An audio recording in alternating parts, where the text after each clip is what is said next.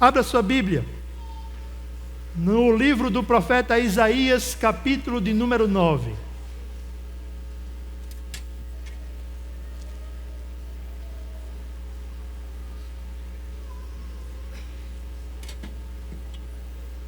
Isaías, capítulo de número 9. Nós estamos falando do Natal, da época de fim de ano e de esperança. Mas você já parou para pensar quantas épocas obscuras o nosso mundo já viveu? Como, por exemplo, a Segunda Guerra Mundial. Na Segunda Guerra Mundial, mais de 50 milhões de pessoas morreram. Mais de 50 milhões de pessoas morreram. Fora as atrocidades que ficaram marcadas na nossa história. Mas veja, tem um fato interessante sobre a Segunda Guerra. No final de 1944, o exército japonês enviou para uma ilha nas Filipinas o tenente, e preste atenção, eu agora vou gastar todo o meu japonês, certo? Hiro Onada. Pronúncia perfeita, irmãos. Então, que era tenente do exército lá no Japão. Esse homem foi enviado para proteger aquela ilha da invasão americana. Quando ele chegou lá, o seu batalhão foi atacado pelo exército americano e os sobreviventes correram para a selva, para a mata. E aquele homem ficou lá, junto com mais 3 companheiros, guerreando. Sendo que, poucos meses depois, a guerra acabou. Mas, para o tenente japonês, não havia acabado. Mesmo ele recebendo os folhetos que caíam dos aviões, informando que a guerra havia acabado, ele lia e dizia: isso é um golpe dos Estados Unidos. Irmãos, aquele homem viveu 30 anos no meio da selva, lutando a Segunda Guerra Mundial. Só em 9 de março de 1974, ele foi convencido por um explorador que a guerra havia acabado. 30 anos lutando uma guerra que já havia terminado há tempos. 30 anos vivendo nas trevas da Segunda Guerra Mundial. Aquele homem viveu preso, ainda que andando pelas matas, a sua alma estava presa à guerra. O texto que nós iremos ler hoje fala a respeito de uma promessa que liberta. Mas diferente do tenente japonês, para você ser liberto através dessa promessa, você precisa crer nela. Acompanhe comigo, Isaías capítulo 9, nós leremos apenas o verso 1. Depois já seguiremos ao longo da pregação até o verso 7. O texto nos diz: contudo, não haverá mais escuridão para os que estavam aflitos. No passado ele humilhou a terra de Zebulon e de Naftali, mas no futuro honrará a Galileia dos gentios, o caminho do mar junto ao Jordão. Senhor, nesse momento nós te damos graças por tudo, por tua palavra, por teu evangelho, por tua provisão, por teu cuidado e amor. Nós te damos graças porque já cantamos, louvamos o teu nome. E agora te pedimos, fale conosco através da pregação da tua palavra. Fale conosco através do texto sagrado, pois nós cremos que é a tua voz. A palavra escrita é a tua voz que brada aos nossos corações. Fale conosco hoje. É o que eu te peço no nome do teu Filho Jesus Cristo. Amém. Veja, irmãos, a semelhança da Segunda Guerra Mundial, o tempo em que Isaías profetiza esse texto também era um tempo sombrio. O reino de Israel havia se dividido. 10 tribos formaram as tribos do norte, conhecidas como Israel. E 2 tribos, Judá e Benjamim, formaram as tribos do sul, conhecidas como Judá. As tribos do norte formaram uma aliança com a Síria, aliança conhecida como Sírio-Efraimita, e estavam prestes a invadir o território de Judá. O rei Acais ficou angustiado, aflito. Mas aí Isaías profetiza a respeito de um menino que seria a salvação daquela situação. No entanto, Acais não crê. Acais não acreditou nas palavras do profeta. E o final do capítulo 8 é extremamente triste. Veja o que diz o verso 22. Depois olharão para a terra, e só verão aflição, trevas e temível escuridão, e serão atirados em densas trevas. Diante de trevas tão obscuras, nós não devemos pensar que este foi o fim do povo de Deus. O Senhor prometeu que o nascimento de uma criança mudaria o rumo da história. E encontramos essa promessa no livro do profeta Isaías, a promessa do Natal, a promessa de um nascimento que mudaria o rumo da humanidade. Essa promessa, irmãos, a promessa do Natal, garante a redenção do povo de Deus. A promessa do Natal é a redenção do povo de Deus. A promessa do Natal é a redenção do povo de Deus, pois Ele salva o seu povo das trevas. Acompanhe comigo o verso 1 e 2. O texto começa, e o verso 1 é o verso que liga o final do capítulo 8 ao restante da profecia. E veja o que Isaías diz: contudo, não haverá mais escuridão para os que estavam aflitos. Ou seja, se no final do verso 2 o texto promete uma escuridão tremenda, aqui no primeiro versículo do capítulo 9 o texto diz: um dia essa escuridão desaparecerá. Um dia essa escuridão deixará de existir. O que temos, portanto, é uma mudança significativa de cenário. Não apenas isso, o texto continua e nos diz: no passado ele humilhou a terra de Zebulon e de Naftali, mas no futuro honrará a Galileia dos gentios, o caminho do mar junto ao Jordão. Agora, irmãos, o profeta nos apresenta uma região que ficava localizada na região das tribos do norte, ou seja, em Israel. Essa região era conhecida como Galileia. Mas veja que não era um lugar muito nobre à época. Comentando esse texto, Gary Smith vai dizer que a localização geográfica das tribos de Zebulon e Naftali indica que o autor está se referindo à parte norte da Galileia, a área de Israel que foi humilhada pela primeira vez por invasões militares estrangeiras, e a região mais influenciada por culturas e religiões estrangeiras. Então, morar na Galileia não era morar na parte mais nobre de Israel, era morar no cenário, no local onde o inimigo começaria o ataque. Era a região menos protegida. Além disso, era morar em uma terra contaminada pela cultura estrangeira, algo que os judeus abominavam.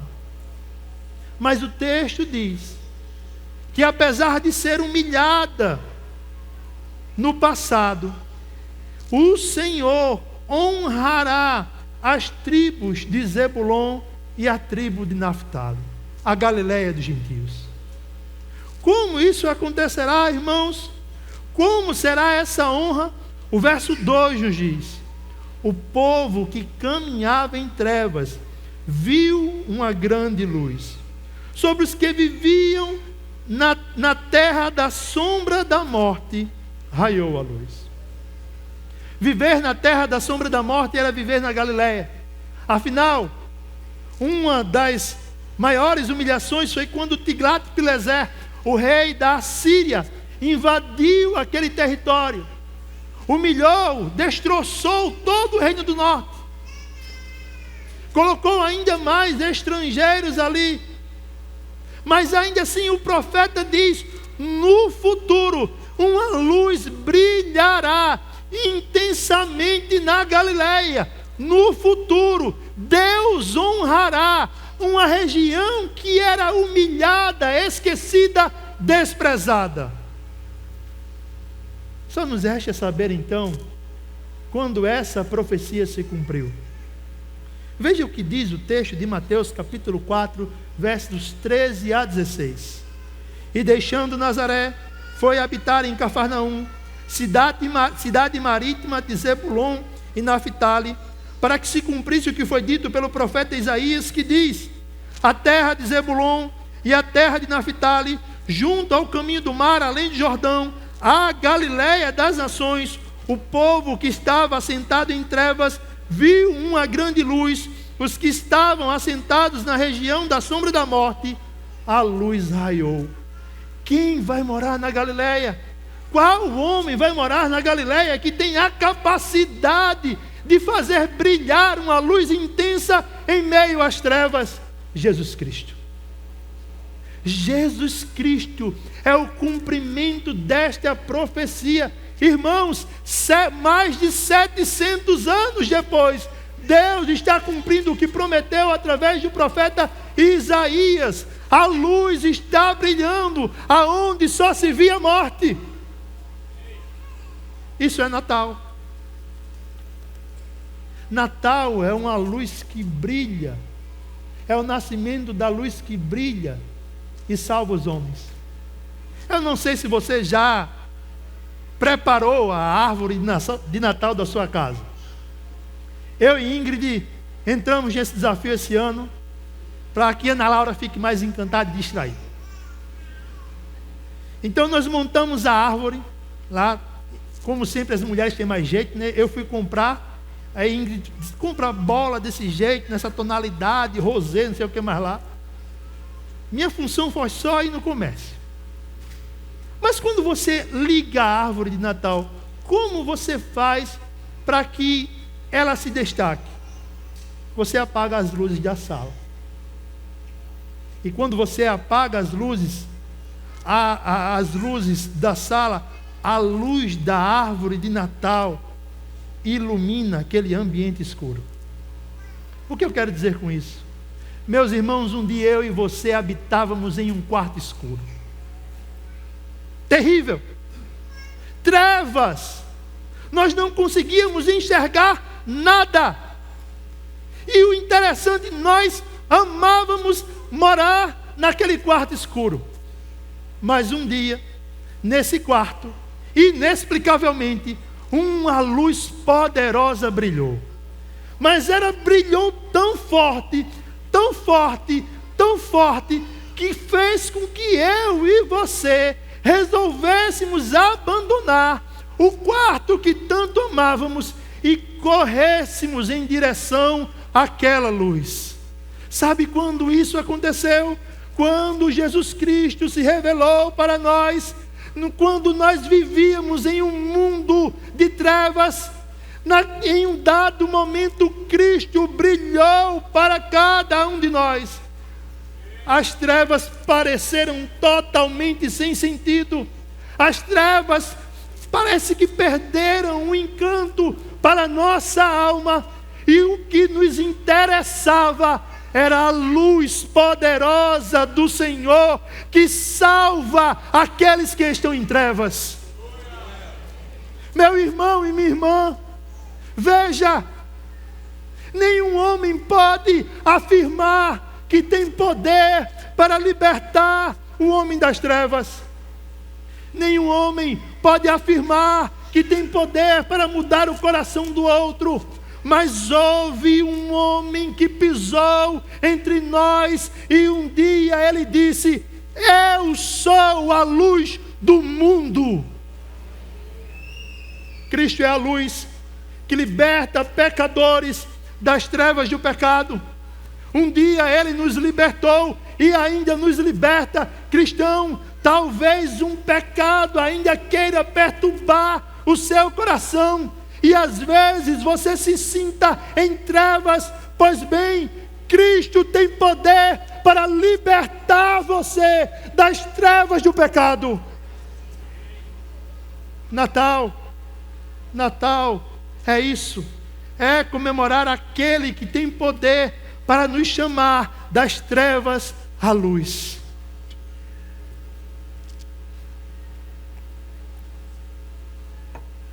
A promessa do Natal é a redenção do povo de Deus. Grave isso.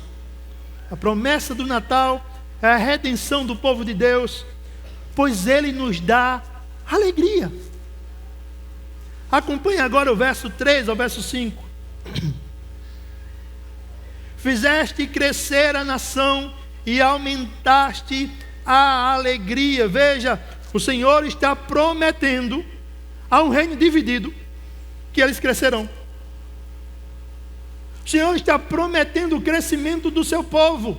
Logicamente isso vai se cumprir quando a igreja do Novo Testamento se espalhar por todo o mundo. Mas Ele não só promete que aumentará o tamanho do seu povo, Ele também promete que dará alegria ao seu povo. E para isso Isaías usa 2 cenários. Ele diz: eles se alegram diante de ti, como os que se regozijam na colheita. Era consenso à época. Quando a colheita fosse boa, na festa das primícias, o povo louvava a Deus, porque era um sinal que Deus estava com eles. Então Isaías está dizendo: vocês se alegrarão como em uma colheita poderosa.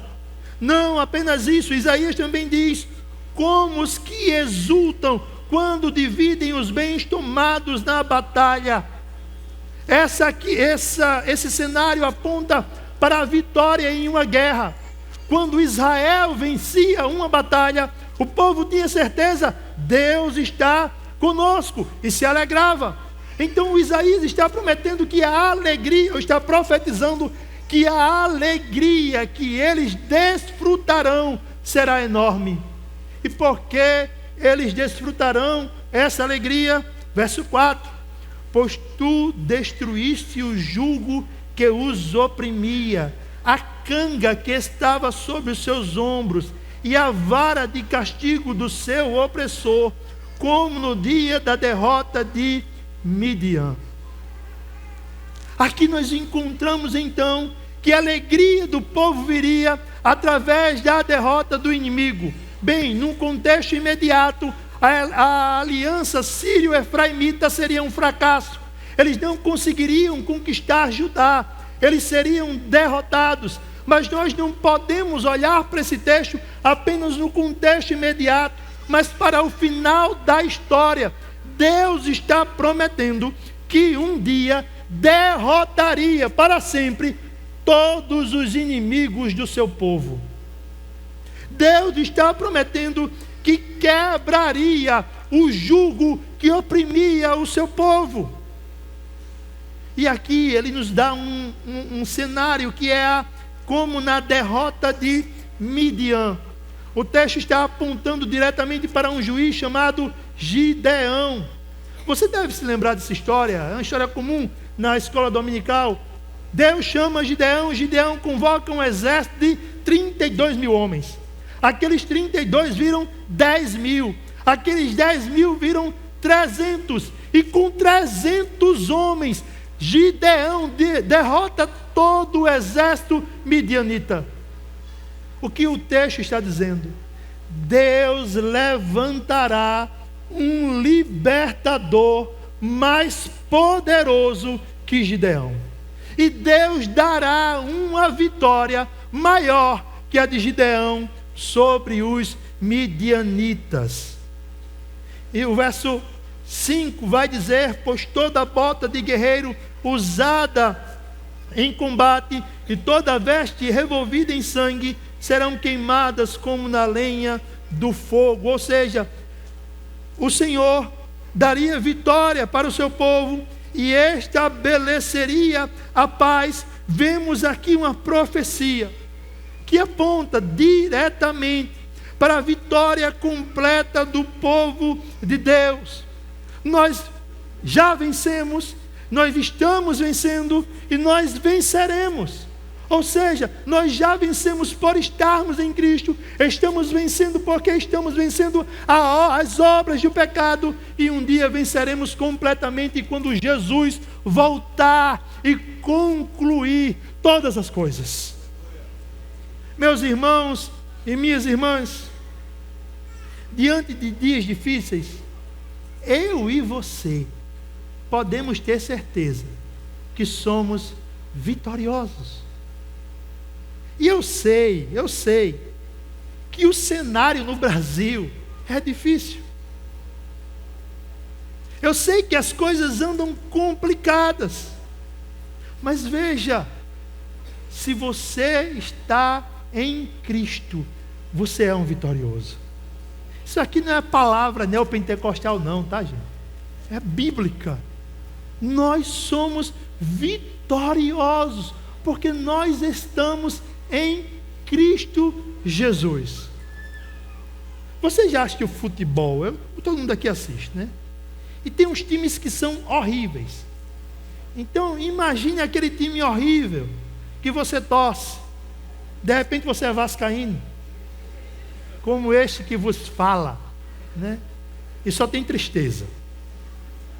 Mas imagine que você é um jogador de futebol horrível, sem solução. E um dia, um técnico chega lá no seu clube, o clube dos perdedores, e diz: eu quero você no meu time. E você diz: eu sou horrível. Mas aí o mestre diz: eu quero você no meu time. De repente você sai do time derrotado e vai para o melhor time do mundo, que não perde uma batalha. Sabe quando isso aconteceu? Quando o Senhor nos tirou do reino das trevas e nos colocou no reino do Filho do seu amor. Nós não merecíamos, nós éramos horríveis, e ainda nós não temos habilidade nenhuma, meu querido. Deus não fica em crise porque eu e você não temos habilidade, muito pelo contrário. Ele usa o que nós somos, Ele usa a nossa total inabilidade para a glória dEle. E mais, por estarmos nesse time, por desfrutarmos dessa bênção, nós podemos dizer como Paulo: em Cristo nós somos mais que vencedores. Em Cristo eu e você somos vitoriosos. Por isso nós somos alegres. Por isso nós desfrutamos de verdadeira alegria. Não pelo que somos, mas por onde nós, mas é por causa do lugar onde estamos, ou melhor, em quem estamos. Nós somos felizes, alegres, porque estamos em Jesus. É o Senhor que enche o seu coração de alegria, meu irmão. É o Senhor que enche o seu coração de alegria, minha irmã. Mesmo quando tudo está dando errado aqui, mesmo quando o dia é difícil, mesmo quando tudo parece que não vai dar certo, inexplicavelmente em nós brota uma invisível alegria. Inexplicavelmente em nós nasce a vontade de louvar o Senhor. E ao invés de ficarmos cabisbaixos, ao invés de entregarmos os pontos, o que acontece? Nós prosseguimos. Por quê?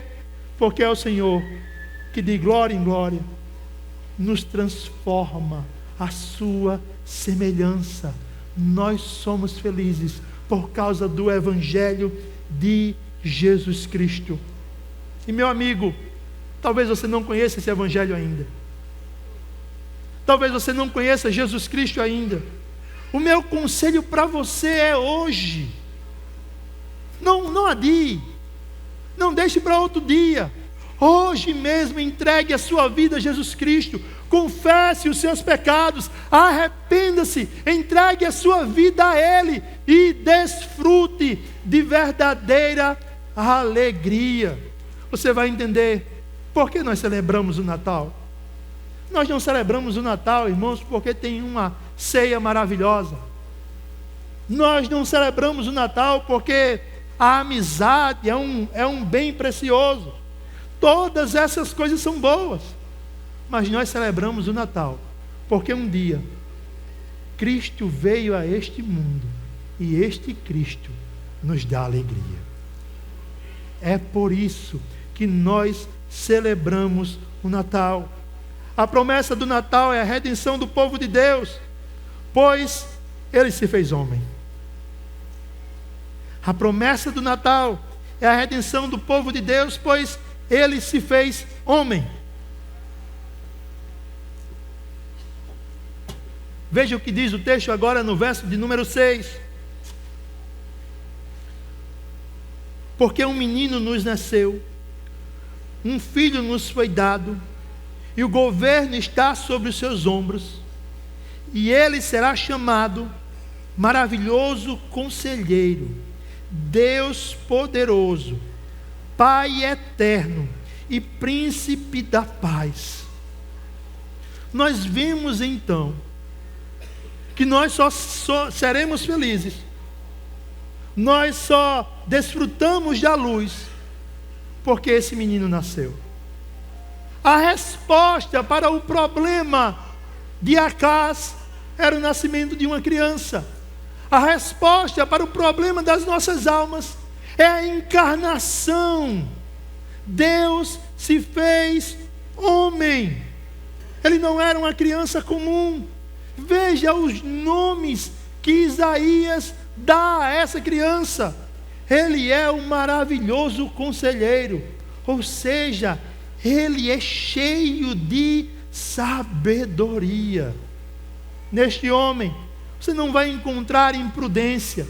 Neste homem, você não vai encontrar palavras tolas. Nesse homem, você não vai encontrar descontrole. O que você vai encontrar é sabedoria. Não apenas isso, Ele é o Deus poderoso. Você compreende que quando Maria segurava aquele bebê nos seus braços, ela segurava o Deus Todo-Poderoso? Isso é muito lindo, irmãos, porque Maria está segurando o que é eterno. Maria está segurando uma criança, mas aquela criança tem todo o poder.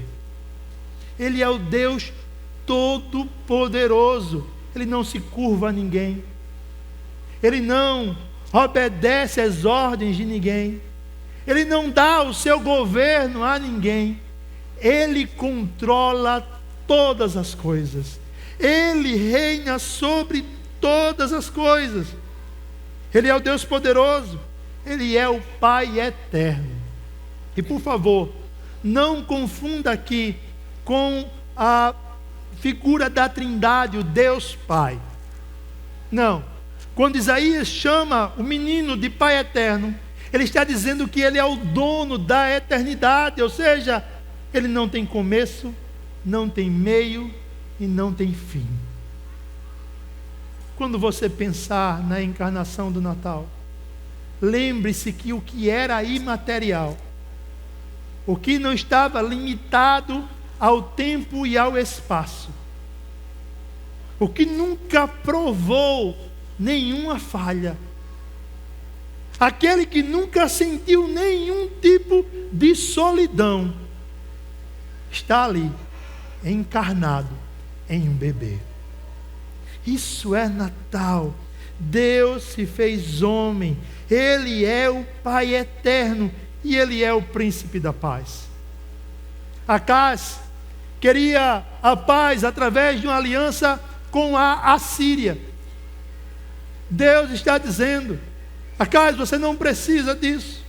Um dia nascerá aquele que tem a capacidade, o poder de estabelecer a paz Ele é aquele que tem o controle de todas as coisas e coloca tudo em seu devido lugar. Ele estabelecerá a paz de homens com Deus, com o seu próximo e até mesmo com ele mesmo, consigo mesmo. Esse é o menino profetizado aqui em Isaías capítulo 9. E veja, o verso 7 diz: ele estenderá o seu domínio, e haverá paz sem fim sobre o trono de Davi, e sobre o seu reino estabelecido e mantido com justiça e retidão, desde agora para sempre. O Senhor está dizendo que essa criança é o cumprimento da promessa que Ele fez ao rei Davi, que um dia um dos seus descendentes reinaria perpetuamente em seu trono. Ele não é qualquer tipo de rei. Ele não é um rei que perde o seu poder. Ele não é um rei que é retirado à força. Ele é o rei que reina para sempre. Ele é o rei que reina sem fim. E você pergunta talvez, quem garante que isso vai se cumprir? Quem pode garantir que essa promessa vai se cumprir? Isaías vai dizer que o zelo do Senhor dos Exércitos fará isso. Quando no Antigo Testamento nós encontramos esse nome para o Senhor, Senhor dos Exércitos, está apontando para o fato de que Deus comanda todas as coisas, em todos os lugares, em toda a face da existência, sejam anjos, querubins, serafins, homens, seres criados aqui, animais, tudo está debaixo do controle do Senhor dos Exércitos. E esse Senhor dos Exércitos garante, um dia, essa profecia vai se cumprir. E por que nós estamos aqui hoje? Porque a profecia se cumpriu. Você está aqui hoje por causa de um Deus zeloso que cumpriu a sua palavra. E se Deus pôde cumprir essa palavra, por que você teme o amanhã? Porque o amanhã lhe assombra. Por que você fica perturbado com as coisas do futuro? Ora, Deus disse: um dia o meu filho estará entre vocês, e ele nasceu. Se Deus garante isso, nós podemos descansar, porque nós estamos seguros em uma poderosa mão que tem o controle de tudo. Não tema o amanhã.